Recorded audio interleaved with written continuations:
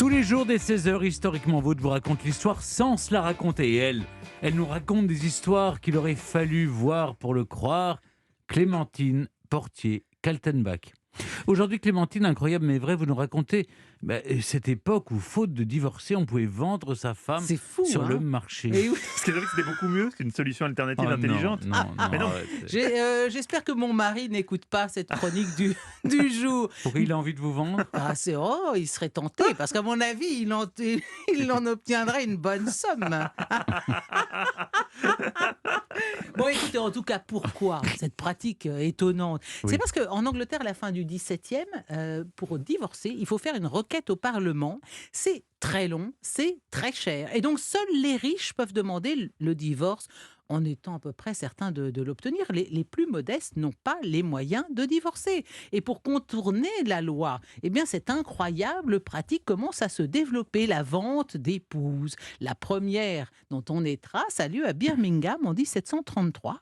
C'est un journal local qui relate que Samuel Whitehouse a vendu sa femme Mary sur le marché à un certain Thomas Griffiths contre la somme d'1 livre sterling. En plus, c'était pas cher. C'était pas Enfin, cher à en l'époque, plus. Ouais. une livre, C'était pas cher, c'était pas négligeable, mais ça pouvait aller de quelques shillings, quelques livres jusqu'à 25 livres sterling, et ça c'est le prix d'un cheval. Et voilà. Oui, je vais vous donner tous les détails. Alors comment cela se passe-t-il?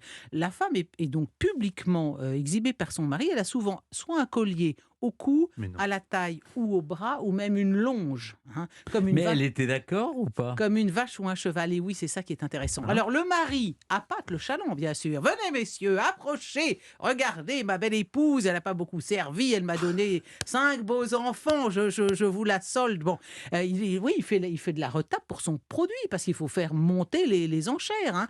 Il y a eu notamment une vente aux enchères, comme ça, en 1801, absolument frénétique entre des agriculteurs misérables, c'est-à-dire qui quasiment montaient les enchères d'un centime par 1 centime. Et finalement, la dame a été vendue quelques shillings, rien du tout. Mais les enchères étaient... Parce qu'évidemment, c'est un spectacle très dégradant, mais qui attire les foules.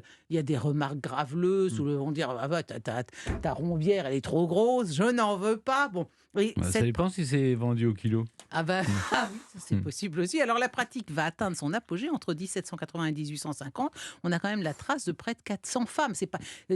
On a la trace de 400 Non, femmes. mais ça paraît incroyable qu'on devait laisser faire ça. Oui, mais si, écoutez. Alors, pourquoi, Stéphane? Parce que dans l'Angleterre victorienne, la femme est considérée comme la propriété du mari. Elle est un bien comme un autre. Elle ne possède rien en propre. En cas de mariage, tous ces biens deviennent la propriété de son mari, et même en cas de divorce. Et en cas de séparation du couple, la garde des enfants est automatiquement confiée au père, qui peut interdire tout contact entre femme et enfant. Si vous avez vu le film de Duchesse, c'est ça. Elle est privée de ses enfants, elle est privée de ses biens. Mais ça, c'est au 18e. Ah bah oui, 18e, oui. Oui. Parce que après, ça change avec la reine Oui, Victoria. mais si vous voulez, non, parce qu'il y a un statut, le statut juridique de la femme en droit anglais est appelé coverture, c'est-à-dire que le statut juridique de l'épouse est englobé, couvert intégralement par celui de son mari.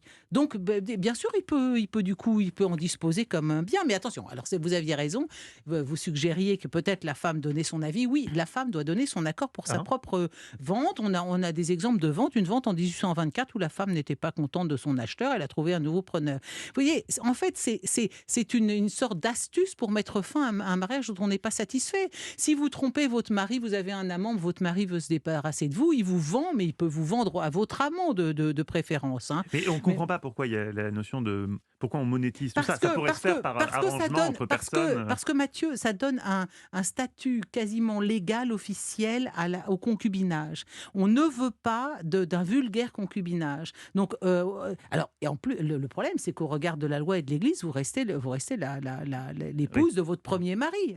Alors, bon, il y a eu des ventes de mari, mais on a trouvé la trace de 5 ou 6 ventes de mari tout au plus. Et alors, surtout, et j'en termine, il y a eu une vente extrêmement célèbre. Un jour, le jeune et riche Henry Bridge, second duc de Chandos, assiste par hasard à une vente d'épouse. La jeune personne mise en vente, Anne Wells, est servante dans une auberge. Son mari la bat.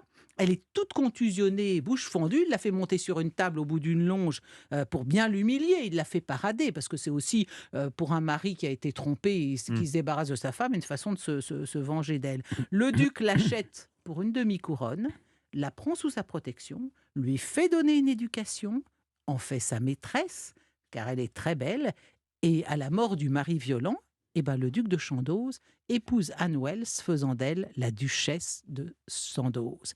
Alors finalement, vous voyez, cette pratique qui a été utilisée près de 200 ans a été abandonnée comme étant répugnante et honteuse. Mais le dernier cas de vente d'épouse est celui d'une habitante de Leeds, vendue à un ami de son mari pour la modique somme d'une livre sterling. Et c'était en quelle année, à votre avis, messieurs? La dernière vente d'épouse 1820 ? Plus tard. 1913.